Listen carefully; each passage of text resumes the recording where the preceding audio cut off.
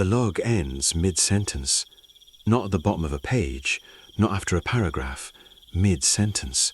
Mid-word almost. The ink is different on that last line, pressed harder, like whoever was writing it had just gripped the pen tighter. And then, nothing. I'm standing in the watchroom of the Flannan Isles Lighthouse, and it's just gone 11:30 at night, and the boat that brought me here won't be back until morning, and I want you to understand something before I tell you what I found. I have been doing historical research for 11 years. I do not scare easily. I'm scared now. My name doesn't matter. What matters is that I'm the kind of person who spends their annual leave in archives. I'm a historical researcher, which is a polite way of saying I read things other people have stopped caring about, and I try to figure out why they stopped. I came to the Flannan Isles because of a box. Specifically, because of a box in the Northern Lighthouse Board archive in Edinburgh that had not been catalogued correctly. A mislabelled box. The kind of administrative mistake that happens when a collection is transferred between institutions and no one checks the contents against the inventory list. The box was listed as Miscellaneous Correspondence, Outer Hebrides, 1898-1904. It contained, among other things, an unpublished keeper's log. Not the official log. You've probably already read what was in the official log if you've looked into this case. The 3 lighthouse keepers on the Flannan Isles, Thomas Marshall, James Ducat, Donald MacArthur, vanished on a date somewhere between the 15th and the 26th of December 1900. A relief vessel arrived on Boxing Day and found the lighthouse empty. The table was set for a meal that hadn't been eaten. One chair had been knocked over. Outside, there was storm damage to equipment, but the storm that caused it had not been recorded. The light had been kept running. That's what's in the official record. The box I found contained something else. A personal log, handwritten, in a different hand than the official entries, smaller, more compressed, the handwriting of someone writing quickly, or writing in bad light, or writing because they needed to write something down before they lost the nerve. I had it photocopied. I applied for a research permit. I did everything correctly. And then I booked a passage to the Flannan Isles, because some part of my brain, the part that is not sensible or professional, needed to read it in the place it was written. The island smells like salt and old stone, the kind of cold that isn't just temperature, it's the cold the way a room feels cold when no one has been in it for a long time. The lighthouse interior hasn't been modernised. The Northern Lighthouse Board stopped manning it in 1971 and automated the mechanism, but the interior was preserved as a heritage structure. Original fittings, original furniture, original oil smell still faintly, even now. My thermos of tea was lukewarm by the time I got to the watchroom. I remember the weight of it. I remember putting it down on the stone ledge and listening to the wind and thinking, right then, let's see what you've got. If this is your first time here, stay. This story earns it. These are the kinds of things that don't make sense, until suddenly, they do. The personal log begins on the 7th of December, 1900, 8 days before the first possible date of the disappearance. The first entry is routine.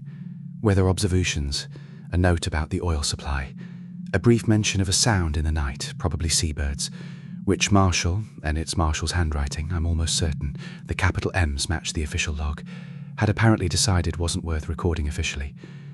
I noticed the word he used. Not crying, not calling, asking. The sound the seabirds were making was, in Marshall's word, asking. I filed that away. Seabirds are loud at night. They make strange sounds. Marshall was a lighthouse keeper on a remote island in the North Atlantic in December. Probably tired, probably a bit isolated. The brain fills in things. I know this. I filed it away and kept reading. The second entry, 9th December. Another weather observation. A note about Ducat's health. He'd been quiet, Marshall wrote, more so than usual. And then, the steps were wet this morning, inside. No rain in the night. I stood up from the table. I don't know why I stood up. It's an automatic thing, I think, when something gets to you. Your body wants to change position. Your body wants to do something. I walked to the door of the watchroom and opened it, and looked down the spiral staircase, and the steps were dry, and there were my own footprints in the thin dust from when I'd come up, and I felt my heart rate slow back down, and I thought, obviously the steps are dry, it's not raining, you're fine, don't be ridiculous. I went back to the table. I picked up my thermos and I poured what was left of the tea, and it was properly cold now, that specific unpleasant cold of tea that has gone past lukewarm, and I held it anyway, because it was something to hold. The third entry is dated the 11th of December. I want to be careful about how I tell you this part because I want to be accurate and I want to be fair to what the document actually says, and I don't want to dramatise it more than it already is by itself. So I'm going to read you some of it directly. Ducat has not spoken since yesterday morning, not unwilling to speak, not unwell in the usual sense.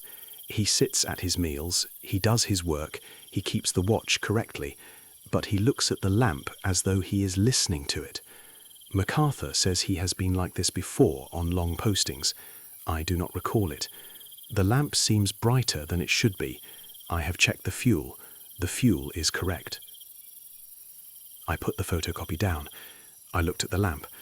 The lamp was rotating. I knew the lamp was rotating. I had been told when I applied for the research permit that the mechanism had been automated in 1971 and was powered by a small electrical system connected to a solar panel array added during a 1987 maintenance visit. This is documented. This is on record. The lamp rotates. I knew this. It seemed brighter than it should be. I checked my watch. It was 5 minutes past midnight. I had been reading for longer than I'd realised.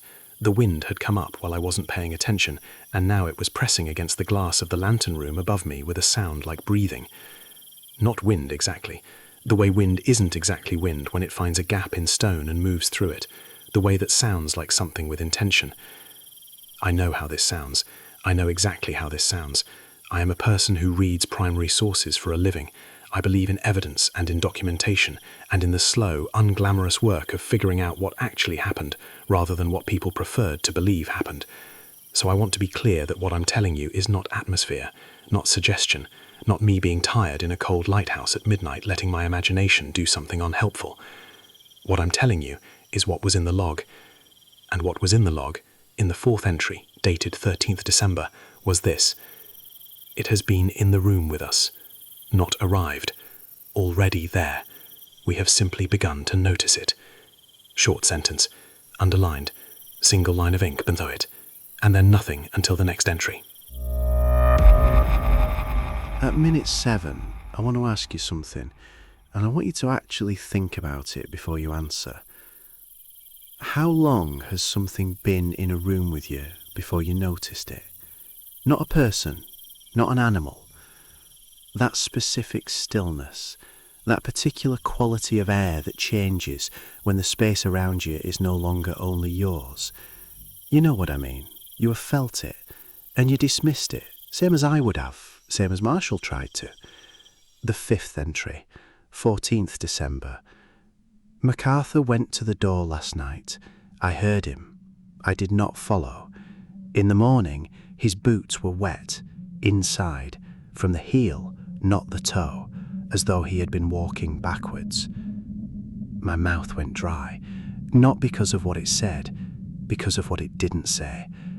Marshall had noticed the wet boots, had noticed the direction of the wet, had worked out what that meant, and had not said what that meant, had simply written down the observation, the way a careful man writes down something he is not ready to say aloud yet. A careful man who keeps a lighthouse, who measures things, who records things accurately. Who did not write, MacArthur walked backwards through the door, who wrote only that the boots were wet from the heel. The lighthouse was completely silent, not quiet, silent. The wind had stopped. I hadn't noticed it stopping. That's the thing about silence that comes on gradually. You only notice it when you realise you've been sitting in it for a while already, and you don't know when it started.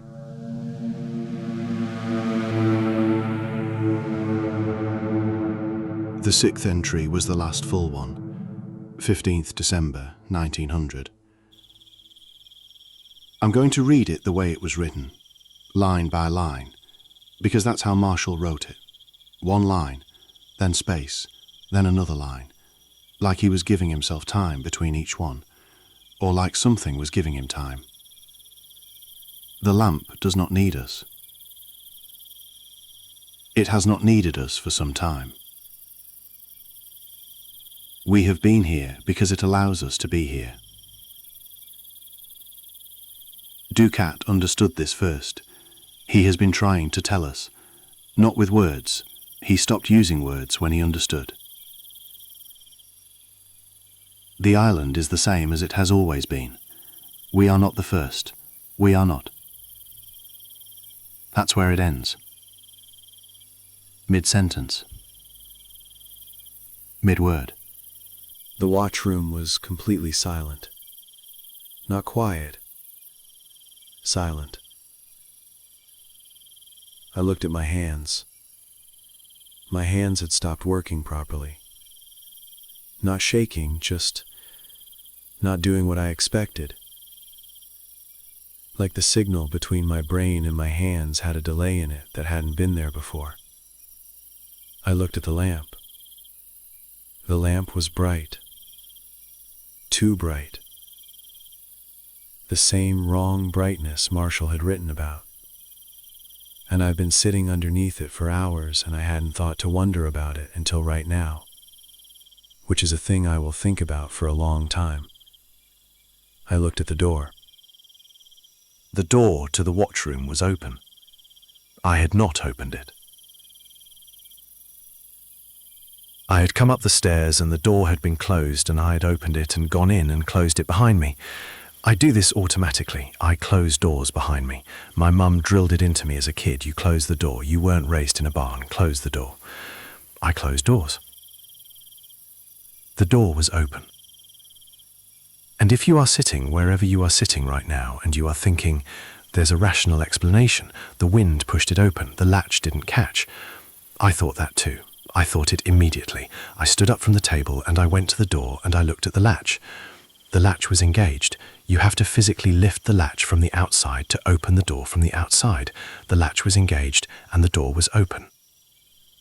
I stood there and my body just stopped. The staircase below the door was dark. I turned off my torch when I sat down at the table to save the battery, and the lamp above gave enough light to work by, but not enough to see down the stairs, and the stairs were dark, and from somewhere below, not loud, not dramatic, just present the way a sound is present when the room is silent enough for you to finally hear it, there was the sound of something wet on stone. The lighthouse was completely silent except for that. I know how this sounds. I know exactly how this sounds.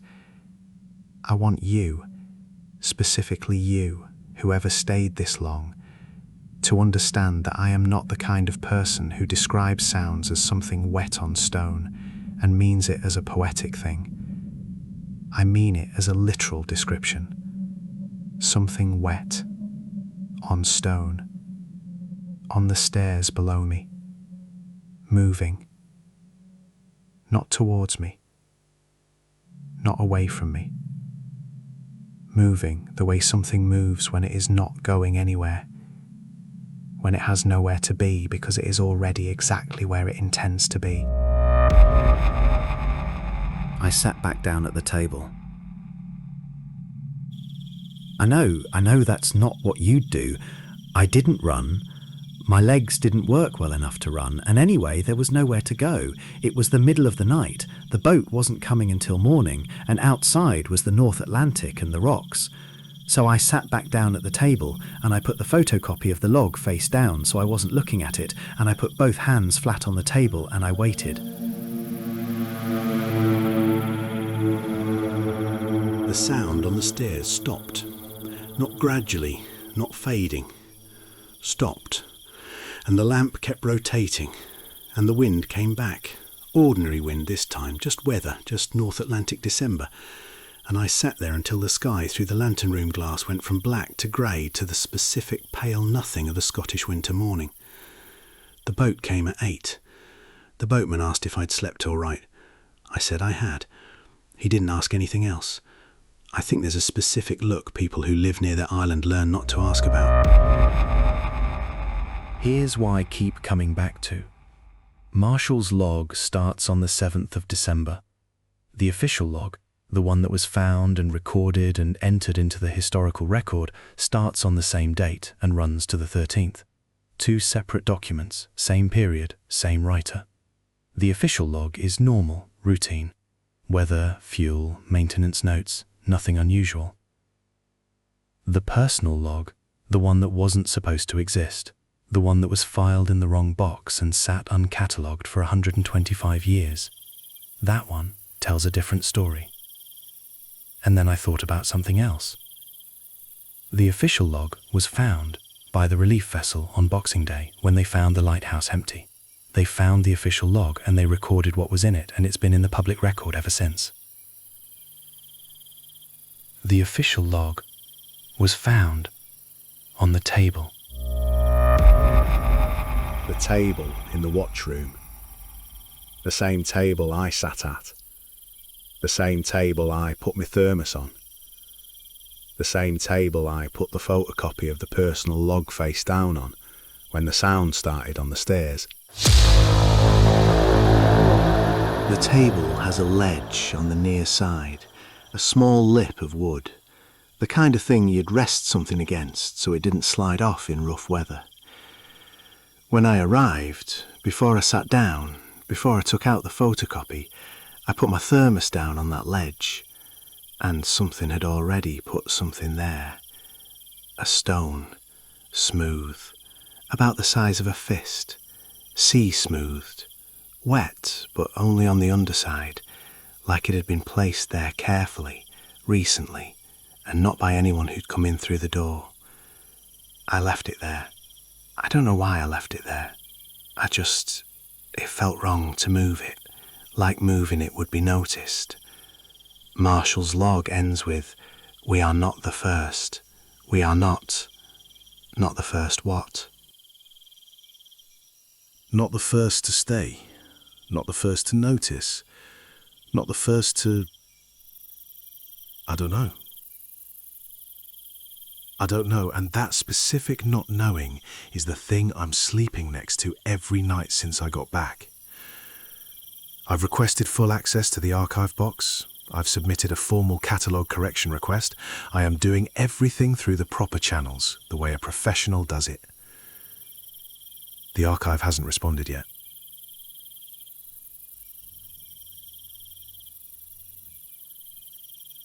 If you stayed until this point, you already know this channel is built for people like you. People who notice things others dismiss. People who ask the question everyone else stops asking. I upload every Tuesday, Thursday and Saturday. The next story is already written, and I promise it is worse than this one. Subscribe and turn on notifications, because the kind of story I am covering next, documented police reports from the Appalachians of hikers who came home as completely different people, is not something you want to find out about from someone else first. The stone was wet on the underside. It was wet the way something is wet when it has come from somewhere deep, somewhere below the waterline, somewhere the light has never reached. And it was warm.